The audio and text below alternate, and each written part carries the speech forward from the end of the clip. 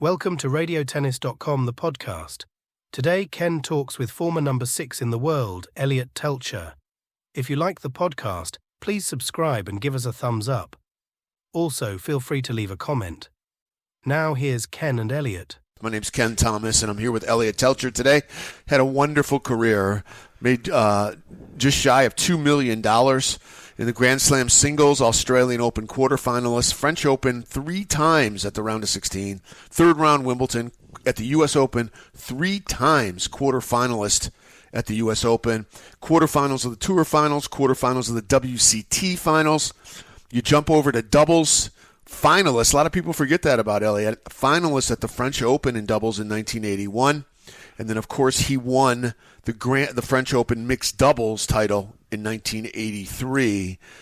Eliot was also on the U.S. Davis Cup in 82, 83, 85. He spent a year coaching at Pepperdine.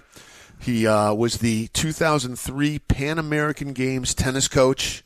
And in 2009, he was inducted into the International Jewish Sports Hall of Fame. Welcome to radiotennis.com. Thanks for having me. Man, what a career. Some good, some not so good. Oh, man, it's fantastic. And I forgot to mention the most important thing, I think, hit 6 in the world. And, when you crack the top 10, that's a whole, come on, It was good. It was nice, I think you always think, gee, maybe I could have done a little of this or a little of that, and maybe got to that, ultimate of being number one or winning a slam. That's what Pfister said yesterday, too. He said, you look back and you wish you would have maybe done this or that. But thank you so much for spending time with us today. Love to be here. Man, you're an amazing ball player, amazing career. But let's start out in the beginning. Who put the racket in your hand? It was really my parents. The Jack Kramer Tennis Club came into Palos Verdes. It was a brand new club, and tennis was kind of booming at that time. It was in the mid-'60s or late '60s, and this brand new club opened up, and everybody kind of started playing tennis, So it was kind of the thing to do at that time. Was that when – who was there? Was Vic Braden. Vic Braden was the first pro there, and he did a fantastic job. He for a club that was a private club, and he actually got some courts that were junior courts only. So it really made it easy to run a great junior program, and we had a lot of good players, and both adult players and junior players, and in a lot of ways it really was the first academy. I think a little more so than Bollettieri's, in that even though we didn't call it an academy, it felt like it because you'd go in there and there were 30 kids to play with every day, and everybody played everybody. Some great players, too. Unbelievable. Tracy, right? Tracy Austin, Pete Sampras. Derek Rostagno. There are many players came from the Kramer Club. So you start playing SCTA events, I guess, right? When you were like, 11, 12, 10? Probably 10, yeah. 10. Yeah. And tell us a little about that. You bounce around Southern California, and what would you do? Yeah, I think the system, obviously, this is, back in the 60s, 70s, so the system was a little different. It was more sectionally. We didn't really have a lot of ITF events. Which I still think might be a better idea. So you played basically every weekend. You played a sectional tournament. Everybody played everybody. People tended not to play up. They played your own age group, and you felt the pressure of playing your peers. And there were so many good players, everybody got better. And then from there, you'd play a couple national events, but not as many. And we didn't do a lot of trips to Thailand and South America, and we didn't do a lot of that stuff. We pretty much played in our own backyard. First national ranking, how old do you think you were when you got on the... The first national tournament I played, I played one in the 12s in Davidson. I think that's North Carolina. Yeah. Didn't do very well. Lost early, so I don't think I had much of a national ranking. The highest national rank I ever had was I got to 7 when I was in the 18 and unders. That was the highest I ever got to in the 14. So you were tough in the 14s, I remember. I didn't play a lot though, and even in the 14s, we played Burlingame had a national event that was a pretty big event. And I played that, and I think I got maybe to the quarters or something like that. And but that was it. We didn't, there was enough to do here in SoCal that you travel a little bit, but not a lot. There was enough to do if you wanted to play, and there tendency there weren't computers there, so kids couldn't look or parents couldn't look and see. Hey, here's who I got to play in the tournament, so I'm going to pull out now. Yeah. We didn't know who we were playing, so you just showed up and. Imagine that, huh? Yeah, imagine that. Imagine just showing up and playing. Yeah. When did it start coming together for you as a junior? Were you like 15, 16? When did it kind of like, I don't know that it ever, there was an age where I thought, okay, I'm good at this. I'm going to be a professional tennis player. I always wanted to be a professional tennis player, and I had a good junior career. It wasn't a superstar career. I got to the finals of Burlingame once, and I had some finals and some decent results. But like I said, my highest ranking was 7, so it was never where I thought, 100% I'm going to make it as a pro player. So I didn't really have that, Gotcha. shining light thing. Gotcha. So your final year in the 18s, last year you played 18s at least. You were about 7th in the country. I was about 7th in the country, and I went to UCLA for a year. That was a different time. McEnroe got to the semifinals of Wimbledon, and he went to college. I got to the 3rd round of Wimbledon, and I went to college. Yeah. So it was a little different, a little different time. People looked at it a little bit differently. So it's hard to compare eras, one era to another. College tennis changed a lot. I think when I played, it was basically all American. You maybe have one foreigner on a team, but it was a good chance you'd have 100% Americans. Yeah. And so that changed a lot. So a lot of things have changed. When did you start playing professional events? Because I can remember watching you grind like the old American Express circuit. Right. And you were pretty young then. You were, right. When did you start playing pro events? Well, I played some pro events before I went to UCLA, and I had some pretty good results. A tournament that's now the Palm Springs tournament was in a different place, but I qualified for it. And if I remember, I beat Cliff Ritchie, who was ranked in the 30s or 40s in the world at the time, and so I lost to Raul Ramirez, who was top 10. So I had some pretty good results right before I went to UCLA. I qualified for Wimbledon and got to the 3rd round. So I started having pretty good results before I went to UCLA. The American Express Tour was kind of the equivalent of a Challenger Tour now, and that's what I first started on right after the NCAAs in college. I can, we're the same age. I'm 62, you're 61, and so I remember going to the American Express Tour, and it was, I was in that thing where you sign up and you wait and you hope someone drops out, and you just, and I remember you were just really, really playing well then, and I remember you playing guys like Cahill. Right, and Mike Cahill. Yeah, and just grinding, and I was like, man, you know what, Teltscher's at a whole different level than I am right now, man, and we were pretty much the same, and I remember watching you, and you were so tough, Eliot. You'd grind on that stuff, man. That's when you're playing guys like Cahill, and you were just grinding those guys on clay. Yeah, it was a great circuit. I mean, it was kind of again the equivalent of what they have with satellites or for us, it would probably be the equivalent of a Challenger. And it was a great way to get started. I played 4 of the tournaments. I won 1. I didn't, did decent in all of them, and but there were some good players that came through that direction, and. After that, I started playing pro tournaments and was able to stay on that level. Man, I remember, man. I just remember how tough you were then. So you go to UCLA. By the way, we interviewed Billy a couple days ago. He was your high school. Yes, my freshman year, Billy was a senior, and we beat Newport Harbor in the finals. It came down to a final match between Steve Morosi and Greg Eisenbrandt. Wow. Was the final match to decide the winner. And that's quite a team. I'm surprised that anyone could hang with you guys. Yeah, no, we were very good, but there were some good teams. Newport Harbor, obviously. We had Billy, myself. I got him Alan Winkler that played at UCLA. We had 8 guys that could, were decent players. Yeah. Newport Harbor also had 8 guys that were decent players. Wow. So it came down to the very final match, and that's one thing why I kind of recommend people play high school tennis, because I still look back, and I played Davis Cup and a lot of things, but that's one of my more fond memories was winning the high school winning the high school championship. Was kind of a neat thing. That is cool. It's amazing you played with Billy on the same team. Yeah. I mean, he was at that point, he was at a whole different level. I mean, Billy was the guy. Yeah, He was the guy. So you go to UCLA. Is Billy the coach then? No, Glenn Bassett was the coach. There you go. He was a fantastic coach. I've been very lucky. I look back and I think, I really got lucky because I had Vic Braden, who was an incredible coach, followed by Robert Landsdorp, who was an incredible coach, and I had Glenn Bassett. So I really was around really good, high-end, high-level coaches. So I got very lucky. Yeah. How was Landsdorp? What did he do for you when you were working with Landsdorp? Well, I still think the number one thing with Robert, to me, is a little what you said, is all the players that worked with Robert were tough. We'd fight.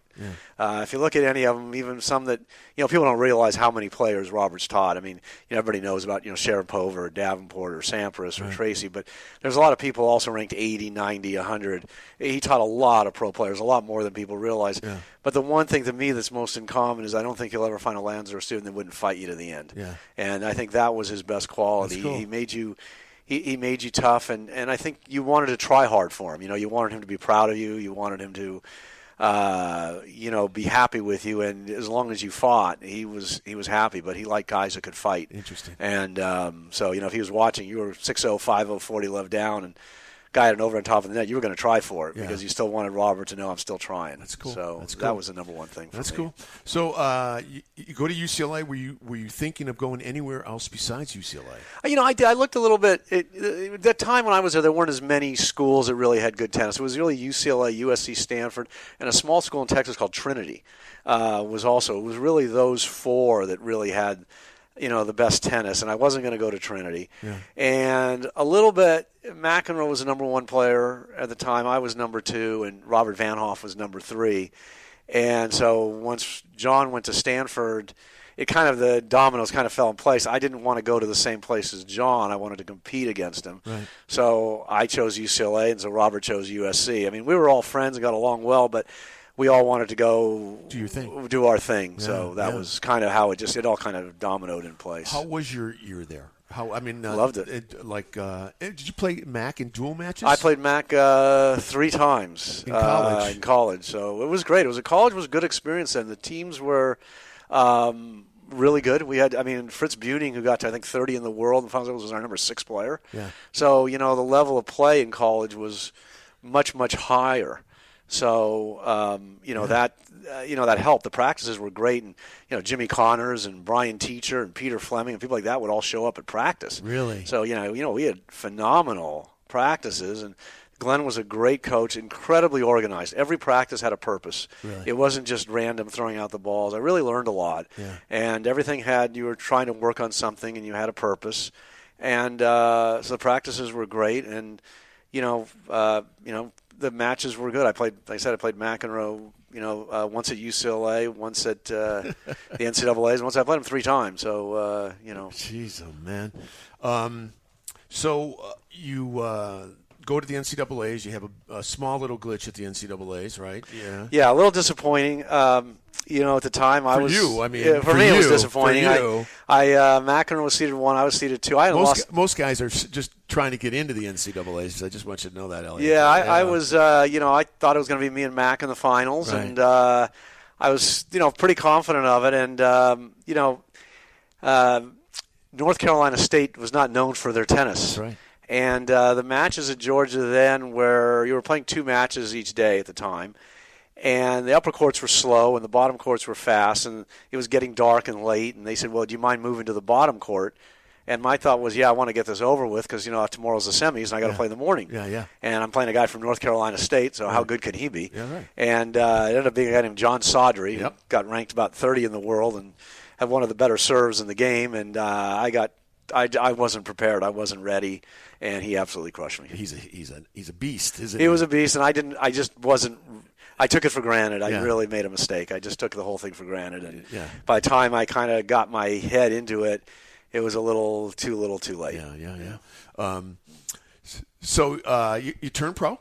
Turned pro after that. Turned pro, and then what's that like when you turn pro? Well, I was preparing for it. I wasn't. No matter what I did at the NCAA's, I already told Glenn Bassett. I went in December, January. The Australian Open was over Christmas and was earlier at that time. And then I went to New Zealand and won a tournament in New Zealand. And at that point, I knew I wasn't going to come back to college. So I let Glenn know so he could prepare. And so I knew I was leaving. So it was pretty well all set. And it wasn't like, a spur-of-the-moment thing. It's something I'd been planning and setting up. And I knew I was going to go to these 4 American Express tournaments. Right. So it was pretty well planned out. First year on tour, how was it? What was it like? Well, in some ways, the first year is a little easier because nobody knows you. And so nobody knows your game.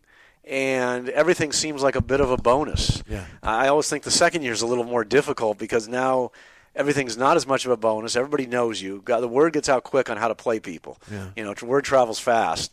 So I think the second year is actually the more difficult year. Now, the first year, I think, is kind of a Christmas toy a little bit. Yeah. So yeah.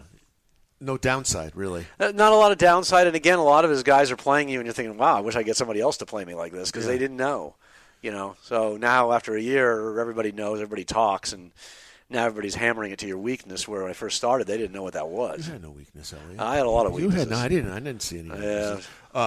So are you still working with Landsdorp your first year as a pro? Who are you working with? Well, I still did. I never really stopped working with Robert. I mean, it just, it was different years. You didn't travel with coaches in those days. That was unheard of. We didn't have that kind of money. And but when I'd come home, I'd still go work with Robert. He knew my game. He knew how I played and how I thought. And so when I'd come home, I'd still go work with Robert. And that was, my coach throughout. I mean, if something was going wrong, he was going to be the guy that could fix it for me because he's the guy that taught it to me. So right, not a bad guy. Let's let me pull. I wanted to pull up something here. So it looks to me like the first tournament you win is in Hong Kong. Does that sound right? Yeah, I think that was correct. And then I won it 10 years later. Did you really? Something like that, yeah. Did you really? Yeah, 9 years later, something like that, yeah. I think the first pro one, I won the tournament in New Zealand. I'm not sure if at that time it was considered a challenger or an ATP event. So, yeah, it might have been considered a challenger. It was a pretty good event. But I think that the first probably official one probably would have been Hong Kong. Yeah, I think that's probably right. When you won New Zealand or you won Hong Kong, are you thinking like, okay, things are going in the right way? Is everything good? Yeah, I mean, I think when I won New Zealand, because it was a good tournament, I mean, it might not have, there wasn't as many tournaments, there wasn't as much money, and it might not have been officially an ATP tournament, but it had a lot of high, Chris Lewis, Oni Perrin. Yeah. It had a lot of high. You beat him, didn't you? I beat Oni in the finals. In New Zealand. And then they were packed. I mean, those crowds there were packed. Yeah. So it felt like a very legitimate. I'd beaten legitimate people the whole tournament. Yeah. It felt very legitimate, and I'd say that was, like I said, when I came back from there, I went to Glenn and said, Coach, I'm going to finish out the season, obviously, but I won't be back for next year, so you can, prepare and, recruit accordingly. So, what's your mom and dad thinking? About all this right around this time period. What are they saying go pro? Are they? Yeah, they're at this point. They, I think I'd gotten what I could out of college. Yeah. Now, I mean, if I was going to stay any longer, then I would have stayed 4 years and gotten a degree. I didn't see any point in going 2 years or 3 years. Right. At that point, to me, I might as well finish it. Yeah. And again, a little different kind of game. It was more of an American game. And, it was. The thing was that, my competition for me would be obviously somebody like McEnroe, who I knew wasn't coming back. Yeah. And, while I was playing college tennis, they were going to be playing with pros. Yeah. And so it was going to be hard to stay even. And plus I felt like I could, especially after I won New Zealand, it made me think, I can do this. Yeah. Were you on the National Junior Davis Cup team? I was 1 year. Yeah. It was a pretty good team with McEnroe and Larry Gottfried, Eric Oskursky, Robert Van Hoff. Great group of guys. That was a good team. Yeah, that was a very good team. Do you remember who was coaching that or captain that? Yeah. Usually a college coach. Yeah, no, I don't think he was a college coach. He was from Texas. I want to say his last name was McKinley? It wasn't McKinley, but it sounded like it was McCown. I just can't remember his name. I remember him. Yeah. He did a very good job. He was, wasn't an easy, you have McEnroe and Van Winitsky and myself and a lot of different personalities, and I thought he did it as well as he could do it. Yeah, that was a heck of it. I remember that, man. I remember those guys.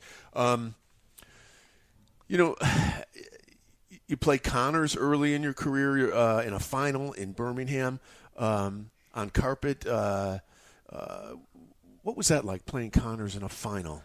Well, I think the first thing that struck me about playing Connors actually was I had just started on the tour, and I'd been playing maybe 3 months, and I was playing an indoor tournament in Brisbane, Australia. And I get a call on Sunday evening, and he says, "Hey, kid, this is Connors. You want to practice tomorrow?" And I'm thinking, wow, Jimmy Connors gets Jimmy. That's great. I'm all excited. So I'm all excited, and I said, "Sure, that's great. What time?" And he says 6. And this tournaments, a lot of them were played on one court. The indoor tournaments, they were small. And I said, "I think there's matches on at 6." He goes, 6 a.m., kid. Click. So I remember going downstairs, and he's got a limousine, and he's drinking a Coke at 6 in the morning, and we go to the place and get the lights turned on, and we've hit for 5 minutes, and you ready? I'm thinking, I'm ready for sleep, breakfast, right.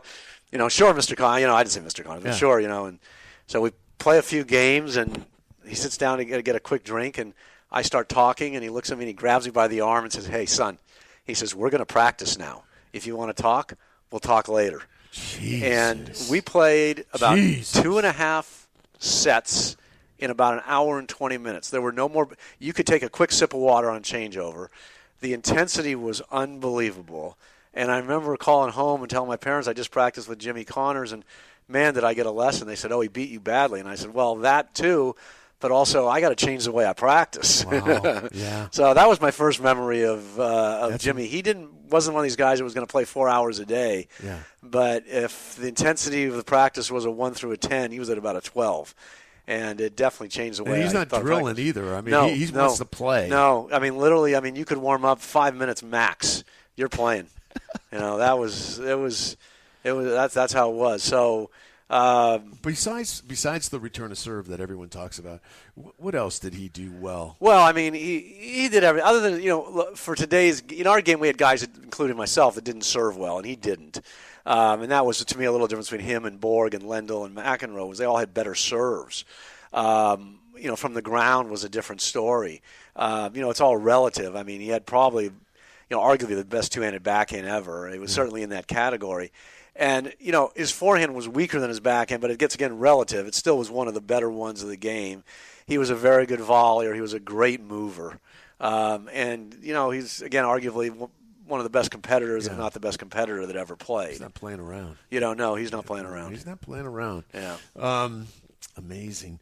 Let's let me jump into some of these.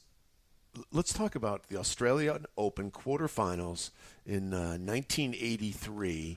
What are your thoughts just before I get into that? What are your thoughts on that? Well, I went to Australia that year because I was in 9th place to get into the Masters at Madison Square Garden. They took 8. So I knew I had to win one match at the Australian Open to get in. Yeah. And, then it was different. It took 24 hours to get to Australia. You went from L.A. to Hawaii to or maybe it was Hawaii to – did you stop somewhere else? I think maybe stopped in New Zealand and went to Melbourne. I can't remember exactly, but it took a long time. It wasn't as easy a flight as it is now. And it was over Christmas, so nobody really wanted to go to Australia. That's why Borg didn't play. People didn't want to play. But I knew I had to win one match, and so I decided to go. And I still remember I put a guy named Broad Dyke, Australian guy, first round. And we had a really tight match. He was good on grass. I was not. And I was also tight because there was no second place here. Yeah. So I got through that match and ended up getting to the quarters. And then quarters I played Tim Mayotte, who on a grass court was just simply a lot better than me. I wasn't grass wasn't really my surface. So you're into the Masters. So I'm into the Masters. And we're going to talk about the Masters because I know who you beat in the Masters. Let's talk French Open. Let's talk you played well there, didn't you? You played well at the French. I played okay. A little disappointing. I never did as well as I would have thought I could have done there. I got to the finals of the Italian Open, the semis of the Italian Open, and so I kind of went in. We'd won the Nations Cup. I went in a few times playing really well. One year, first year Wilander won it, I played him at the thing called the Nations Cup in Germany, which is kind of like an event, kind of almost like a Davis Cup. It played in 1 week, and I played Wilander and crushed him. And then he ended up winning the French Open, and I lost in the round of 16. And I was kind of thinking, what happened? Well, by the way, I saw Wilander win that French Open. Yeah. And I saw him play Agassi. Did you see that match by any chance? I did not. Played Agassi and went 5. And this was when Agassi was, images, everything. Right. And the crowd was just loving every second of the guy. And it was like a Hemingway bullfight. Agassi wins the 4th. They're going to go into a 5th. And the French crowd, they're like, Agassi. It was something, and then Wilander got him in the 5th. But it was beautiful, man. But you beat Panatta. I beat Panatta a few times. Panatta at the French. Man. I beat Panatta at the French. I mean, it wasn't at the height of his career, but it was a nice comeback for me. I was down 2-0. So whenever you were down 2-0 and you come back and win, it's always a nice comeback. But It's kind of funny because a lot of the clay courters there were actually guys that like to come in and serve and volley, whether it was Panada, who did very well on clay, or Victor Pecci, or Noah. Yeah. I mean, Noah was a guy that was not good from the baseline. He liked to come in, but was better on clay. Higueras, how was he 8th in the world at that time? What were your thoughts? I mean, Jose was good. We played somewhat similar. I lost a tough 5-setter. I was down 2 sets to love, and it got dark, and I came back the next day and won the next 2 sets, and then lost in the 5th. And Jose was very solid, very good, a very good competitor. We played pretty similar. Yeah. So it was always going to be. We had some pretty grinded out kind of matches. Let's jump over to 83, and let me pull that up here for a second. Sorry, you probably know. Let's see here. Let's see it here. Round of 16. Oh, you play Mac. You play Mac at the French.